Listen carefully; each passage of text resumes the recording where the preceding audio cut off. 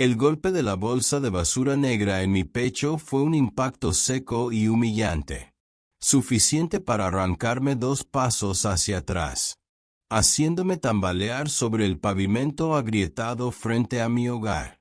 El hogar que había levantado ladrillo a ladrillo durante 40 años, con mis propias manos encallecidas de constructor. Una casa que se erguía orgullosa con sus 2 plantas y un porche de madera, con un jardín frontal donde mi difunta Elena había plantado jazmines, que tercamente seguían floreciendo cada primavera con su perfume dulce y nostálgico. La casa donde había criado a mi hija Sofía, desde el primer llanto de recién nacida hasta el día en que la entregué al monstruo. El mismo monstruo que ahora estaba en el umbral de mi puerta. Mi puerta, con una máscara de cruel satisfacción en su rostro. Mientras mi hija, mi única hija, mi Sofía, que siempre había sido un torrente de dulzura y afecto, hasta que ese demonio le envenenó el alma contra mí. Gritaba con una voz extraña y metálica que no le pertenecía. Una voz que jamás habría asociado con la niña a la que mecí en mis brazos para calmar sus pesadillas. Llévate tus porquerías, viejo. No vuelvas a acercarte a mi casa. Mi casa. Había dicho mi casa. Como si los 40 años que pasé bajo el sol inclemente mezclando mortero, asentando bloques uno sobre otro, ahorrando cada centavo para forjar este refugio para mi familia, nunca hubieran sucedido. Como si el último año, cuando mi yerno Ricardo me persuadió de transferirle temporalmente la escritura a nombre de Sofía, por unas supuestas razones fiscales que te beneficiarán, suegrito, hubiera borrado 4 décadas de sudor, sangre y un amor inmenso vertido en esas paredes. La bolsa se reventó al chocar contra el suelo a mis pies, derramando su contenido. Yo esperaba encontrar las pocas pertenencias que Ricardo me había permitido empacar durante los humillantes 15 minutos que me concedió esa mañana. Recoge tu basura y lárgate antes de que llame la policía por allanamiento de morada. Allanamiento de morada en la casa que yo mismo construí. El concepto era tan retorcido que me habría reído si no estuviera ahogándome en lágrimas de humillación y una furia impotente. La furia de un hombre de 62 años arrojado a la calle por la misma familia que se suponía debía ser su amparo. Pero lo que se desparramó de la bolsa rota no era ropa vieja, ni las fotografías familiares que había intentado rescatar del naufragio. Era algo completamente inesperado. Una libreta de ahorros de color azul con el logo del Banco Central de la ciudad. Varios sobres de papel manila que parecían contener documentos legales. Y un sobre blanco más pequeño, con mi nombre papá escrito en una letra temblorosa, que reconocí al instante como la caligrafía de Sofía, aunque parecía trazada con una prisa nerviosa. Caí de rodillas sobre la acera. Mis rodillas de 62 años protestando con el dolor familiar de la artritis. Una medalla ganada tras 4 décadas de arrodillarme en obras de construcción. Recogí la libreta con manos que temblaban, no solo por la edad, sino por la absoluta confusión de lo que estaba presenciando. La abrí con dedos torpes esperando encontrar quizás una cuenta con unos pocos miles de pesos. Un gesto final de piedad filial de Sofía antes de que Ricardo cerrara la puerta de su vida para siempre. Pero la cifra que vi impresa en la última línea me hizo leerla 3 veces. No podía creerlo. Simplemente mi mente se negaba a procesar lo que veía. Saldo actual $780,000 estadounidenses. En una cuenta a mi nombre. Una cuenta de cuya existencia no tenía la menor idea. Una cuenta que según la fecha de la primera entrada había sido abierta hacía 8 años. Con depósitos regulares que sumaban una cantidad que superaba todo lo que había ganado. En una vida entera de trabajo honrado construyendo casas para otros. mientras apenas lograba mantener la mía. Agarré el sobre blanco con la palabra papá, mis manos temblando ahora tan violentamente que casi rasgué el papel al abrirlo. Saqué una hoja doblada de papel de cuaderno, del tipo que Sofía usaba en la escuela para sus deberes. Un detalle tan específico y nostálgico que me atravesó el corazón como un cuchillo afilado.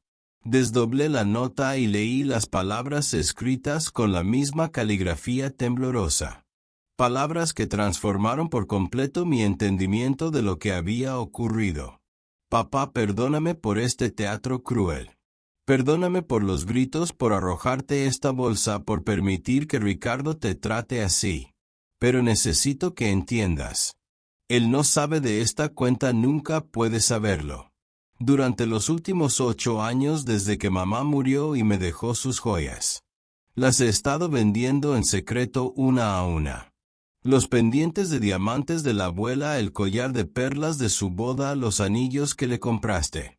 Todo. Me tomó 8 años venderlo todo sin que Ricardo sospechara. Solo podía vender una pieza cada tantos meses para no levantar sospechas. Este dinero, $780,000, es el último regalo de mamá, convertido en tu salvación. Ricardo me obligó a elegir entre tú y nuestra familia. Me amenazó con llevarse a Leo lejos, a un lugar donde nunca más lo verías si no te echaba de casa. Pero te salvé de la única manera que pude. Usa este dinero para empezar de nuevo. Cómprate una casa, vive bien y por favor perdóname. Algún día cuando sea libre de él vendré a buscarte para pedirte perdón como mereces. Te amo, siempre te he amado. Destruye esta nota ahora mismo. Sofía. Antes de seguir con esta historia, quiero invitarte a algo importante. Si este relato te está atrapando, suscríbete al canal y deja tu like. Eso me muestra que valoras este contenido. Y cuéntame en los comentarios desde qué ciudad nos estás acompañando hoy. Ahora sí, sigamos. Leí la nota 4 veces. Las lágrimas que había estado conteniendo durante semanas finalmente corrieron libres por mi rostro, mientras procesaba lo que Sofía había hecho. No era una traición sino un sacrificio desesperado. No era abandono sino una protección secreta ejecutada durante 8 largos años, bajo las narices de un esposo controlador, que la había aislado sistemáticamente de su padre, mientras ella en silencio convertía la herencia de su madre en un salvavidas financiero, para el hombre que la había criado solo después de que el cáncer se llevara a Elena, cuando Sofía tenía apenas 22 años. Levanté la vista hacia la casa, hacia Sofía parada en el porche junto a Ricardo, quien tenía un brazo posesivo alrededor de sus hombros. Un gesto que él probablemente consideraba amoroso, pero que yo ahora reconocía como una cadena de control y amenaza. Nuestros ojos se encontraron por una fracción de segundo antes de que ella desviara la mirada. Pero en ese instante vi todo lo que necesitaba. El miedo en sus ojos, una disculpa silenciosa, y una señal casi imperceptible cuando se tocó el lóbulo de la oreja. Un gesto que compartíamos desde que era una niña pequeña. Nuestro código secreto para decir te amo cuando las palabras no podían ser dichas en voz alta.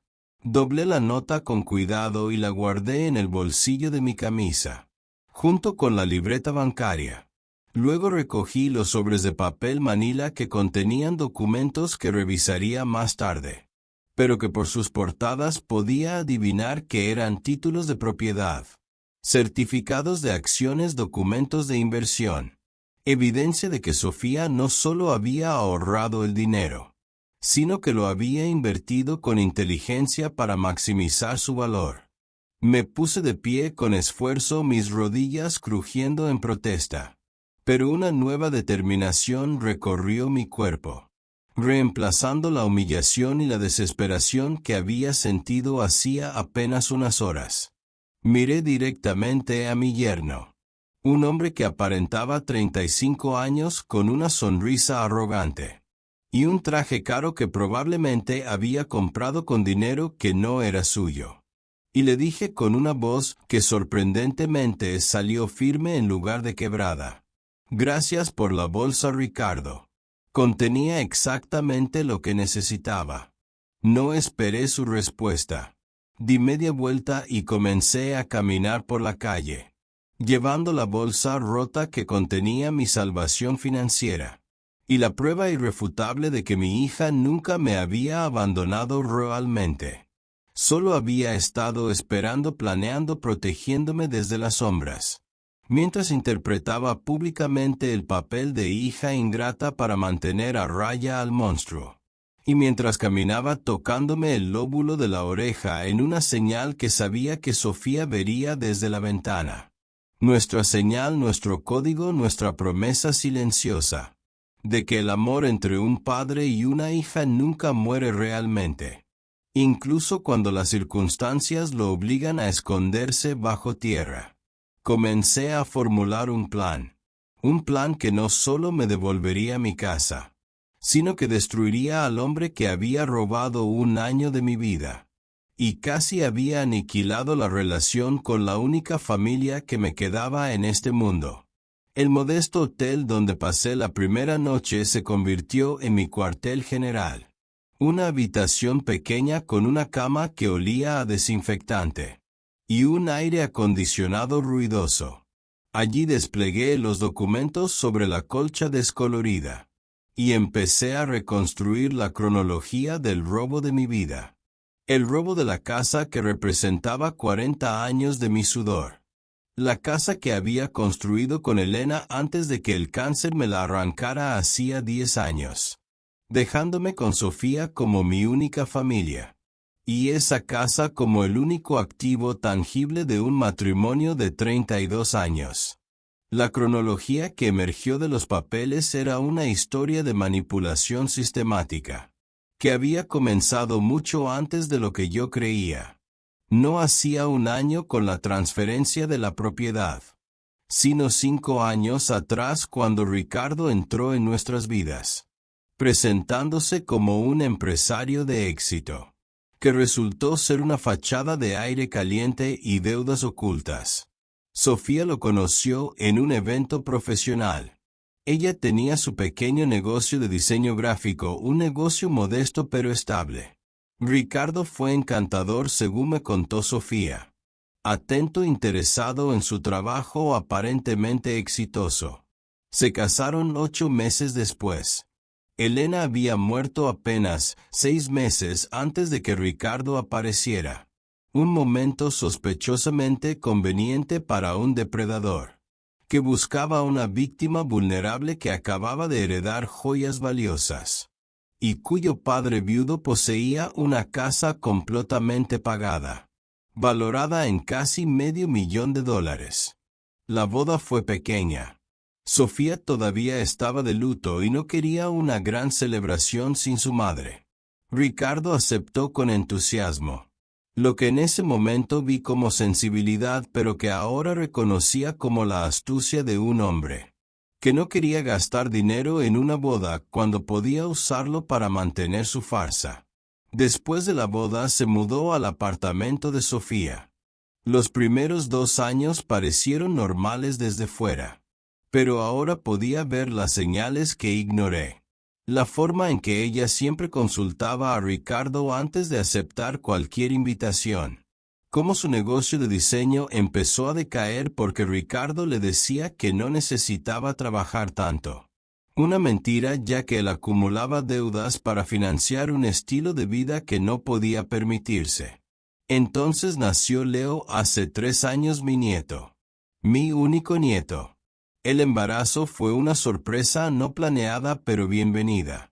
Ricardo reaccionó con un entusiasmo que parecía genuino, hablando de cómo necesitarían una casa de verdad con un jardín para el niño. Ahí fue donde la manipulación se intensificó. 6 meses después del nacimiento de Leo, Ricardo comenzó su campaña. ¿Por qué no nos mudamos con tu padre? La casa es enorme para un hombre solo. Podrías cuidarlo y nosotros ahorraríamos dinero. Sofía me presentó la idea tímidamente. Papá, ¿considerarías dejarnos vivir contigo un tiempo? ¿Cómo podría haberme negado? Mi hija, mi nieto, la oportunidad de tenerlo cerca. Dije que sí de inmediato, ignorando la pequeña voz en mi cabeza, que me advertía sobre las verdaderas intenciones de Ricardo. Se mudaron hace 2 años y medio. Los primeros meses fueron idílicos. Veía a Leo todos los días, ayudaba a Sofía, cocinaba para todos. Pensé que tal vez había juzgado mal a Ricardo. Entonces comenzó la presión para transferir la casa. Ocurrió en mi cumpleaños número 61. Ricardo esperó hasta después del pastel, hasta que yo estaba relajado con una copa de vino, y deslizó la conversación hacia la planificación patrimonial. Arturo, ¿has pensado en qué pasará con esta casa cuando ya no estés? ¿Tienes un testamento o una estructura legal para evitar que Sofía pague impuestos masivos? Admití que solo tenía un testamento simple que dejaba todo a Sofía. Ahí está el problema, dijo Ricardo con tono de experto. Cuando fallezca Sofía tendrá que pasar por un proceso de sucesión que cuesta miles. Y los impuestos sobre la herencia podrían ser de $100,000 o más. Básicamente tendría que vender la casa para poder heredarla. Sofía sentía a su lado con una expresión de genuina preocupación, manipulada para creer que estaban protegiéndome. ¿Cuál es la solución?, pregunté. Una transferencia de regalo ahora mientras estás vivo, dijo Ricardo. Si le regalas la casa a Sofía, ahora no hay impuesto de herencia. Ella obtiene la casa libre de impuestos. Tú sigues viviendo aquí, por supuesto, con un acuerdo de derecho de vida. Un documento legal que garantiza que puedes vivir aquí hasta que mueras.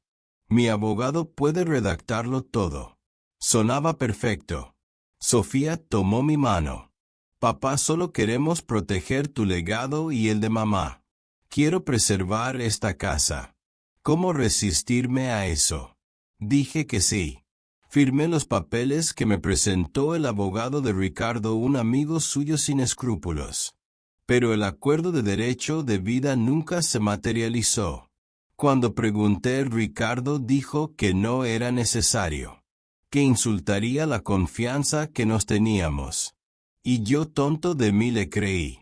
Los primeros meses después de la transferencia nada cambió. Pero luego comenzaron las humillaciones sutiles. Arturo, esa habitación de herramientas sería un buen cuarto de juegos para Leo. Arturo, tus ruidos en la cocina por la mañana despiertan al niño. Arturo, podrías quedarte más en tu cuarto, necesitamos espacio. Sofía permanecía en silencio, cómplice por omisión. Su silencio me dolía casi tanto como las palabras de Ricardo. Ahora en la habitación del hotel, con los documentos esparcidos sobre la cama. La nota de Sofía leída hasta el desgaste. Finalmente comprendí la profundidad del sacrificio de mi hija. Un acto de amor tan calculado y valiente que me dejó sin aliento. Revisé de nuevo la libreta bancaria. Cada transacción era una pieza de la vida de Elena vendida. El primer depósito, $15,000 hace 8 años. Venta de pendientes de diamantes, regalo de la abuela materna. Recuerdo que Elena me había contado su historia. Eran joyas de familia, un tesoro sentimental. El segundo depósito, $7,000, 6 meses después. Venta de collar de perlas, regalo de boda de mamá. El collar que yo mismo le compré con el sudor de mi frente, ahorrando durante 1 año para verla sonreír en nuestro día especial. La lista continuaba. Anillos, brazaletes, broches, 17 transacciones en 8 años. Cada una un recuerdo de nuestro amor convertido en un arma secreta. Recordé la última conversación con Elena 2 semanas antes de morir. Arturo me dijo con un hilo de voz, no confío en ese chico Ricardo. Hay algo oscuro en él. la forma en que mira nuestra casa. Prométeme que cuidarás de Sofía. Lo prometí, pero fallé. No la protegí como debía. Pero Elena había hecho más que advertirme. Había dejado un salvavidas. Y mi brillante y valiente Sofía había entendido cómo usarlo. Mi teléfono vibró. Un número desconocido. Papá, soy Sofía usando el teléfono de una amiga. Encontraste todo. ¿Estás bien? Destruye esto. Te amo. Respondí con manos temblorosas. Sofía, lo encontré todo, estoy bien en un hotel seguro. Mamá estaría tan orgullosa de ti. Yo estoy orgulloso. No te preocupes por mí. Tengo un plan. Te amo, papá. Borré la conversación y guardé el número bajo el nombre en clave fontanero. A la mañana siguiente, con una determinación de acero, fui al banco. La gerente Carmen Delgado me recibió en su oficina. Confirmó el saldo de $782,347 y me explicó que la cuenta fue abierta por Sofía con un poder notarial. Un poder que nunca firmé, pero que entendí que Sofía había falsificado para protegerme. Necesito ayuda, le dije. Necesito al mejor abogado de la ciudad para recuperar mi casa.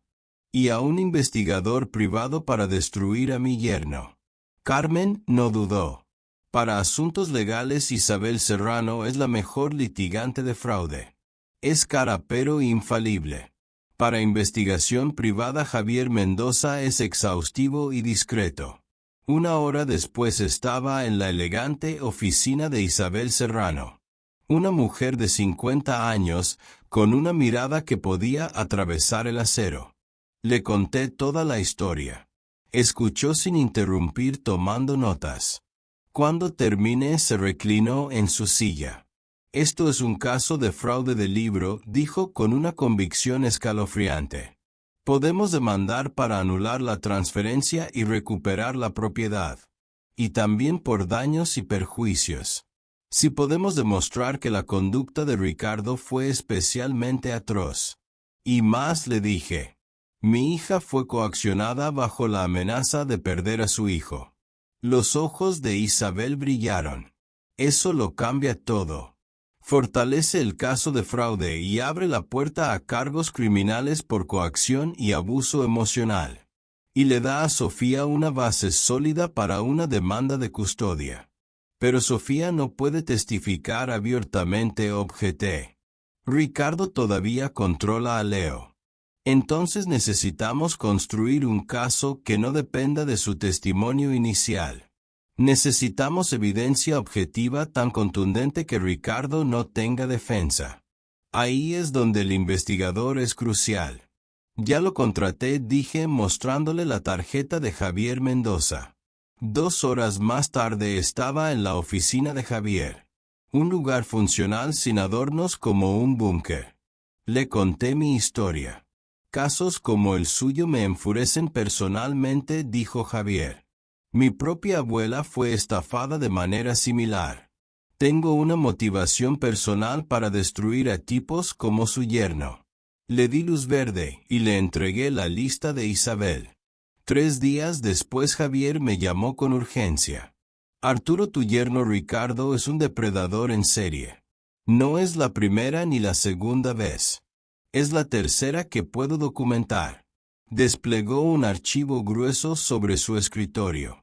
Ricardo Vega, su nombre completo, tiene 41 años, no 35. Se casó 2 veces antes que con Sofía. La primera esposa se llamaba Clara. Ricardo convenció a su padre de hacerlo socio en su taller mecánico. Luego tomó préstamos contra el negocio, lo llevó a la quiebra y desapareció, dejando al padre de Clara en la ruina. La segunda esposa se llamaba Marina.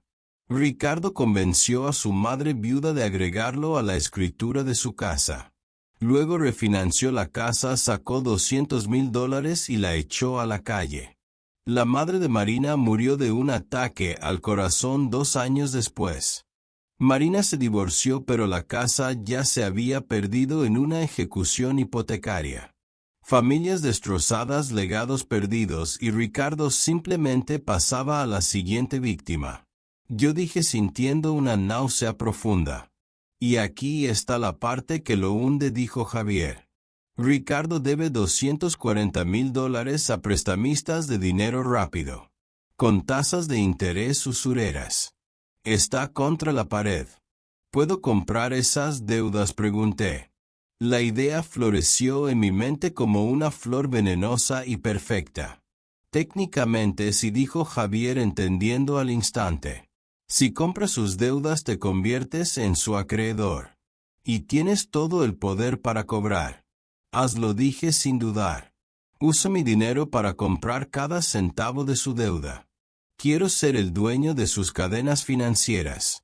Cuando le presentamos los hallazgos a Isabel, su sonrisa fue la de un estratega militar que acaba de recibir los planos de la fortaleza enemiga. Arturo, lo que has hecho es brillante. Ahora tenemos múltiples formas de presionarlo. Podemos demandarlo por fraude y por el cobro de la deuda. O podemos ofrecerle un trato. Perdonarle la deuda a cambio de que te devuelva la casa. Se divorcie de Sofía cediendo la custodia y desaparezca para siempre. Quiero estar allí cuando le presenten el acuerdo, dije. Quiero que me vea a los ojos. Quiero que sepa que el viejo indefenso al que descartó se levantó y lo derrotó. La demanda fue presentada al día siguiente. Un documento de 80 páginas detallando cada fraude, cada mentira, cada víctima. Ricardo fue notificado en mi casa por un oficial de justicia. Un video que Isabel contrató capturó su rostro pasando de la arrogancia al pánico puro. Esa noche Sofía me escribió. Papá Ricardo está aterrorizado. Grita sobre cómo un viejo quebrado puede pagar un abogado de $500 la hora. Sigue sin entender. Gracias por luchar. Te amo. La reunión fue 2 semanas después en la oficina de Isabel. Ricardo llegó solo, sin abogado. Una mezcla de arrogancia e ignorancia que selló su destino. Cuando entró en la sala de conferencias y me vio sentado junto a Isabel, su rostro fue un poema de incredulidad. Arturo, ¿qué haces aquí? ¿Cómo puedes pagar todo esto? Siéntate, Ricardo, ordenó Isabel. Estamos aquí para ofrecerte una salida. Pero primero necesitas entender la profundidad del abismo en el que te encuentras. Isabel demolió su mundo metódicamente. Primero, la demanda civil por fraude. Perderás definitivamente y el juicio te costará más de $500,000. Segundo, tu patrón de conducta fraudulenta. Aquí están tus otras víctimas, Ricardo. Eres un estafador profesional y el fiscal de distrito estará muy interesado en esto. El color desapareció del rostro de Ricardo. Tercero, tu situación financiera. Debes $240,000. Y aquí está la parte que realmente necesitas entender. Arturo compró $230,000 de esa deuda. Él es ahora tu acreedor principal. Él es el dueño de tu futuro financiero. Vi el momento exacto en que se quebró, cuando entendió que la víctima que había desechado como basura se había convertido en su juez y verdugo. No puedes, como tartamudeó. Subestimaste gravemente el amor que mi hija siente por mí, dije, mi voz tranquila pero cargada de poder. Pero no estamos aquí para eso. Estamos aquí para presentarte un acuerdo no negociable. ¿Aceptas cada cláusula o te enfrentas a la ruina total? Isabel deslizó el documento sobre la mesa. Uno, devuelves la escritura de la casa a Arturo inmediatamente. 2, firmas un divorcio express de Sofía renunciando a todos los derechos de custodia de Leo. Ella tendrá la custodia exclusiva y tú tendrás 0 contacto. 3, emitirá una orden de alejamiento permanente prohibiéndote acercarte a menos de 500 metros de Arturo, Sofía o Leo. 4, a cambio de tu total y absoluta cooperación en todo lo anterior. Arturo perdonará la deuda de $230,000 que ahora posee. Ricardo miró el papel como si fuera su sentencia de muerte. Luego me miró a mí y en sus ojos no vi arrepentimiento, solo el odio de una bestia acorralada. Firmó. Firmó cada página con una mano temblorosa, sin decir una palabra más. Salió de la oficina como un hombre hueco, despojado de su poder, su arrogancia y su futuro. Yo no sentí euforia, solo una profunda y tranquila sensación de justicia. La justicia por la que Elena habría luchado. La justicia que Sofía había comprado con su sacrificio silencioso. Si llegaste hasta aquí, gracias por acompañarme en este viaje. Soy Arturo Valente, tengo 64 años, y esta es la historia más dolorosa y redentora de mi vida. Ahora te pido 3 cosas. Primero, suscríbete a este canal. Historias como la mía necesitan ser compartidas para dar esperanza. Segundo, dale like a este video. Ese gesto me dice que esta historia de protección secreta y justicia resonó contigo. Tercero, baja a los comentarios y cuéntame desde qué ciudad nos ves. Escribe saludos desde tu ciudad. ¿Qué momento de la historia te impactó más? ¿Qué habrías hecho en mi lugar? Aviso importante. Esta es una historia completamente ficticia creada con fines de entretenimiento. Todos los personajes, lugares y eventos son producto de la imaginación. Cualquier similitud con personas o eventos reales es pura coincidencia.